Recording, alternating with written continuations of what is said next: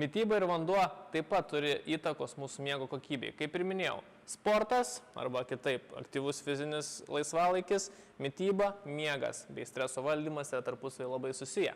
Tai jeigu prieš naktį suvalgysime kažkokią sunkaus maisto, kuris apkrauna mūsų organizmą, mūsų miego kokybė suprastėja. Taip pat nerekomenduojama gerti arbatos, daug vandens prieš miegą, kadangi tai vėl mus vers eiti į tualetą naktį ir prastins mūsų miego kokybę.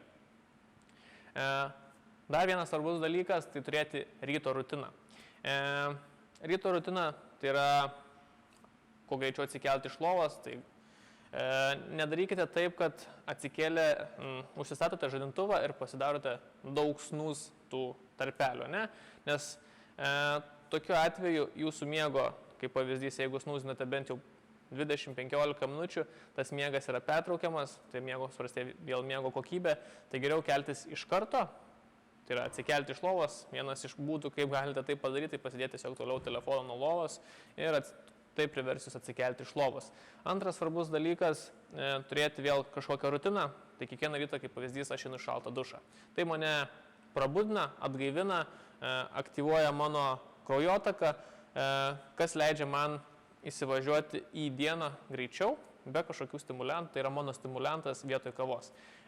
Kitas labai svarbus dalykas – reikėtų, arba bent jau rekomenduojama, atsikelti truputį anksčiau ir praleisti 30 minučių iki valandos laiko lauke, kadangi į jūsų organizmą pateks šviesa, tai yra per jūsų akis, tai skatins vėl viso organizmo užsikūrimą ir jūsų diena prižadu bus daug geresnė dėl to.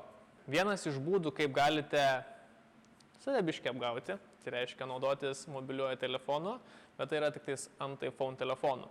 Mes parodysime, kaip tai padaryti, tai einate į settingus, pasijungite Accessibilities, tada Color Changing, pasispaudžiate ant to ir 3 kartus užrakinimo mygtukas išsijungia jūsų spalvos, tai lieka tik tais balta ir juoda, kas sumažina mėlynos spalvos patekimą į jūsų akis, tai reiškia nesukuria pasipriešinimo arba pasiruošimo jūsų miego. Taip pat turime galimybę padaryti tai ir ant Android telefonų, tai iš viršaus į apačią swipe ir pasirinkate akių komforto skydą, kas sumažina mėlynos spalvos patekimą į jūsų akis.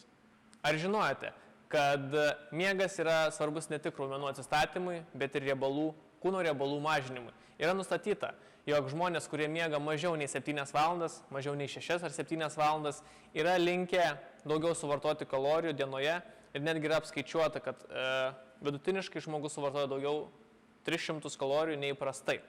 Nuolatinis miego trūkumas ne tik, kad prastina jūsų organizmo atsistatymą, taip pat jeigu jūsų miego trukmė, tai yra tęsiasi ilgai, kad jūs mažai miegat, tai kenkia jūsų sveikatai.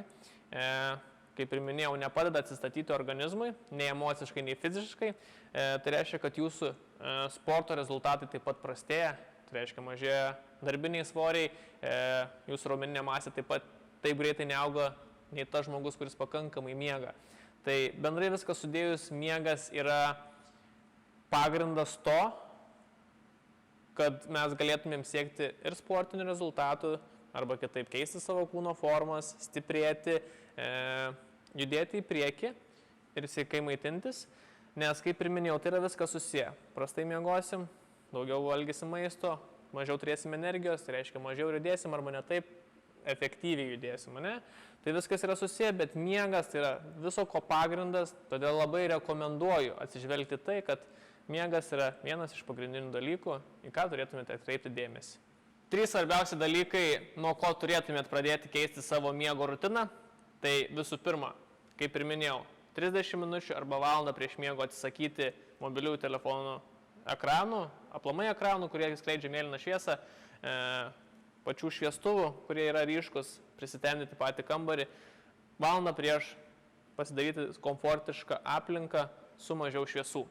Antras svarbus dalykas – tai turėti miego discipliną, tai reiškia eiti miego tuo pačiu metu ir keltis panašiu metu. Nedarykite taip, kad vieną dieną užmiegate 10 ir keltės 5 ryto, kitą dieną užmiegate 2 valandą nakties ir keltė 12 valandą dienos. Tai išmuša jūsų cirkadinį ritmą.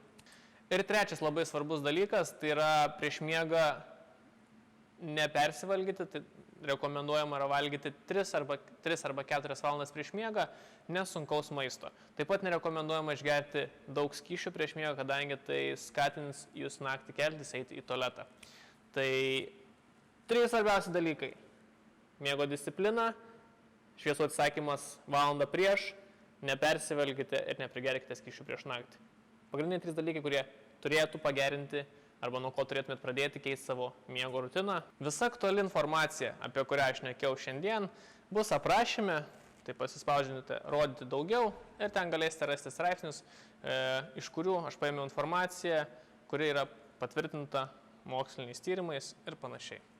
Todėl jums keliu po viso šito pasipasakojimo, ką aš papasakojau ir daviau jums klausimą. Jeigu reikėtų atsakyti 24 valandom, atsakytumėt ko? Sporto, maisto ar miego? Palieku šį klausimą jums atsakyti ir pasirinkite teisingai ir gyvenkite gyvenimą sveikai.